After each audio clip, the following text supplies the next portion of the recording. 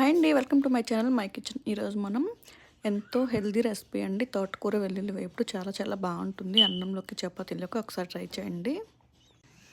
ముందుగా తోటకూరని తీసుకోండి. తోటకూరని తీసుకొని సన్నని ముక్కల్లాగా కట్ చేసుకొని బాగా సన్నని పీసెస్ లాగా కట్ చేసుకోండి, ఇక్కడ నేను చూపిస్తున్నట్టు.